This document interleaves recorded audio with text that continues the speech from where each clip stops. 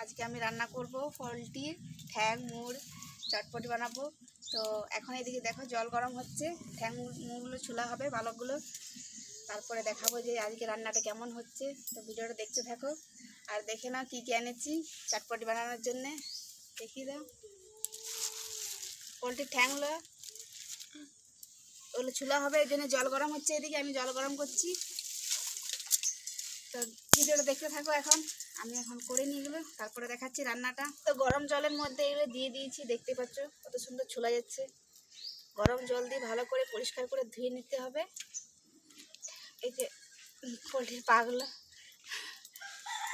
আর এই যে মুড়গুলো, সব জলটা যেন দেখতে হবে যে বেশি না গরম হয়ে যায়, কেননা জল যদি বেশি গরম হয়ে যায় এগুলো চামড়াটা শুধু উঠে যাবে।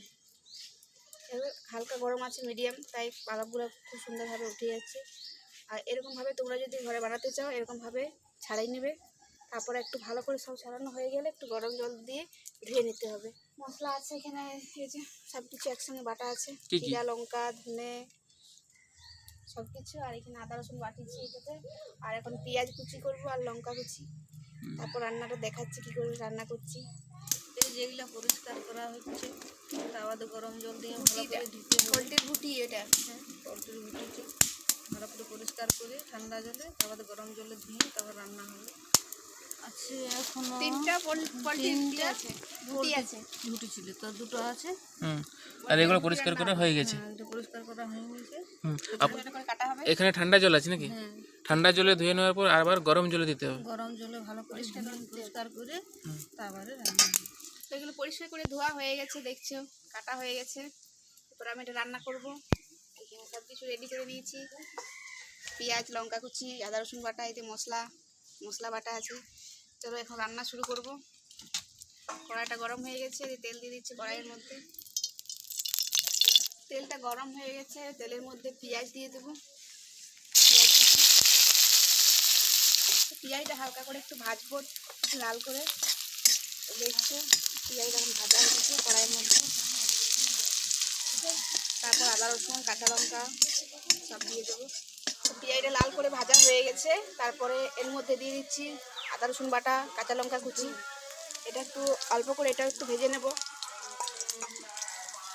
তো বেশি পেঁয়াজটা ভাজি না, আমি অল্প করে ভেজেছি, যেহেতু চটপটি বানাবো একটু ভাজলে পেঁয়াজটা খুব ডুবে যাবে। তেলটা অল্প দিয়েছি, এই জন্য তেলটা এর লাগছে, কেননা এটার মধ্যে তেল বের হবে। পোলট্রি চর্বি আছে যেহেতু এটা মিষ্টি। এরপর এটার মধ্যে মশলাটা দিয়ে দেবো। আমি একসঙ্গে সব কিছু গুলে নিয়েছি, বাটা মশলার সঙ্গে হলুদটাও দিয়ে দিয়েছি, দিয়ে দিলাম। একটু অল্প জল দেবো এটাতে,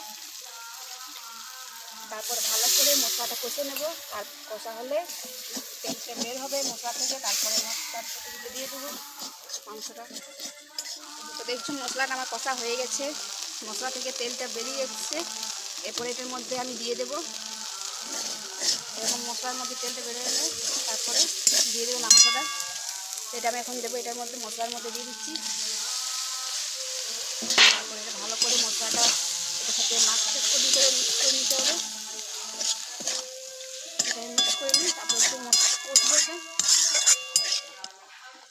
দিয়ে দিলাম। তো এটা ভাজা হয়ে গেছে, এক্সট্রা জলটা মরেছে, তারপর আমি একটু আলু দেবো এটার মধ্যে।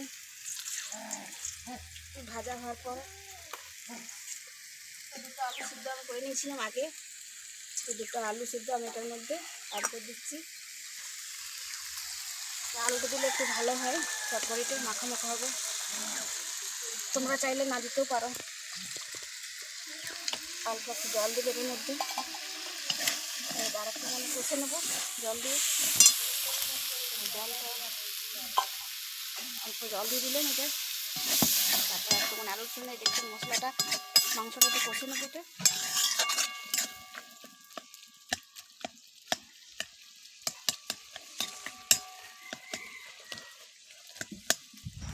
এটা আমি অল্প করে জল দিয়ে দিচ্ছি, এটাই জল দিয়ে ফুটিয়ে পরে নামিয়ে নেবো। এটা অল্প জল দিচ্ছি, এটা করবে তো কমে যাবে।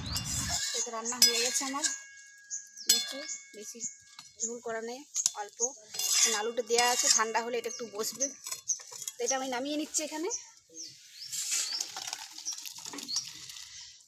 হয়ে গেল গরম গরম চটপটি। তো দেখছো আমার চটপটি রান্না হয়ে গেছে গরম গরম। তো তোমরা চাইলেও এভাবে বানাতে পারো, আমি যেরকম উপকরণ দিয়েছি সেরকমভাবেই। তো চলো ভিডিওটা এখানেই শেষ করলাম, দেখা হবে পরের ভিডিওতে। ভালো লাগলে একটা কমেন্ট করবে, শেয়ার করবে আর চ্যানেলটা সাবস্ক্রাইব করে দেবে।